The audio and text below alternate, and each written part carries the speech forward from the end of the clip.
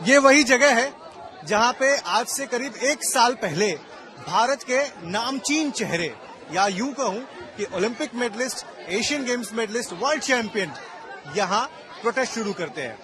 वजह रही, उनका कहना था कि फेडरेशन ठीक से नहीं चल रही है। उस समय के जो प्रेसिडेंट है वो फीमेल रेसलर्स के साथ हैरेसमेंट करते हैं, बहुत सीरियस एलिगेशंस लगाए गए थे।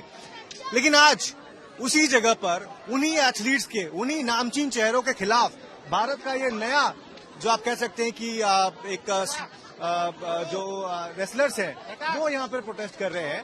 आखिर क्या वजह रही कि आप सब लोग यहाँ पर आए और उन खिलाड़ियों के लिए प्रोटेस्ट कर रहे हैं जो कभी आपके खेल के आइकन होते थे, जिनको आप देखते थे, सोचते थे इनके जैसा बने, लेकिन आज उन्हीं के तख्तियां लिए हुए उन्हीं खिलाफ प्रोटेस्ट कर रहे हैं।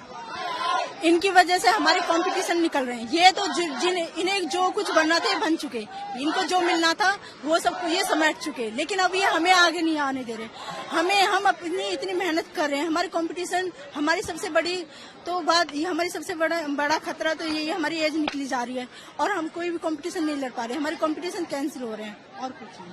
आपको क्या लगता है कि ये जो प्रोटेस्ट रेसलर्स वर्सेस रेसलर्स अब हो गया है, ये भारत में कुश्ती की जो दिशा है, मतलब आप समझ रहे, जो रास्ता जिस हम आगे बढ़ रहे थे, उसको सुधार पाएगा? हाँ, तो बर्बाद कर देगा जी, ऐसा तो बर्बाद कर देगा। हाँ जी, हम बस यूँ हमारे कंपटीशन स्टार्ट करवा दो। हम दुखी हो रहे हैं, हम बालक यार छोटे छोटे, हमारी उम्र निकले जा रही है। देख रहे कितने छोटे छोटे बालक, हमारी उम्र निकले जा रही है। बताओ, हम प्रैक्टिस ही करते रहे हैं क्या? कंपटीशन भी तो चाहिए हमें लड़ने के लिए।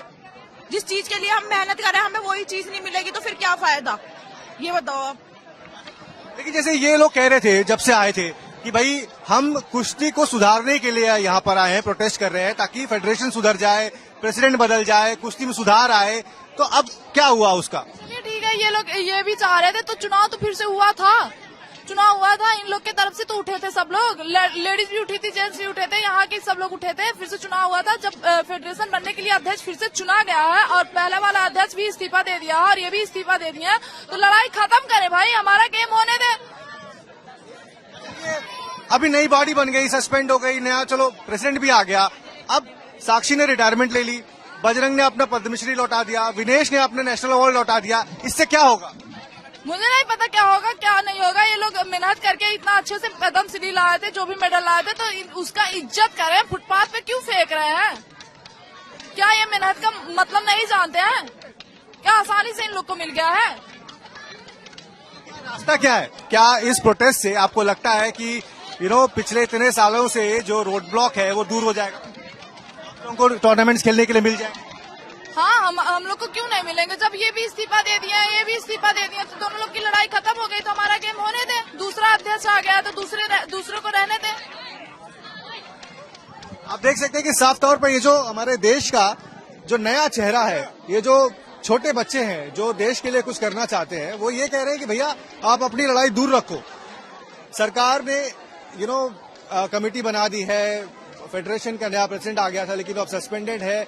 इनका कहना है कि भाई आप इन चीजों से हमें दूर रखो और हमें खेलने दो, हमारी उम्र निकली जा रही है। और बात कहीं ना कहीं आप कह सकते हैं कि शायद ठीक भी है, क्योंकि बहुत सारे ऐसे बच्चे हैं जो पिछले 1 साल में ओवर एज हो गए और अब वो टूर्नामेंट्स उस एज कैटेगरी में नहीं खेल पाएंगे। तो इनका साफ तौर पर कहना है कि भाई हमें आप जरूर खेलने दीजिए और हम यही चाहेंगे कि फेडरेशन सही तरीके से चले और जो बड़े जो चेहरे थे, साक्षी, बजरंग, विनेश, वो हमारे रास्ते में नहीं आए। भारत का जो भविष्य है ओलंपिक्स में, या फिर जो नए बच्चे निकल के आ रहे हैं, उनको सिर्फ खेलने से मतलब है।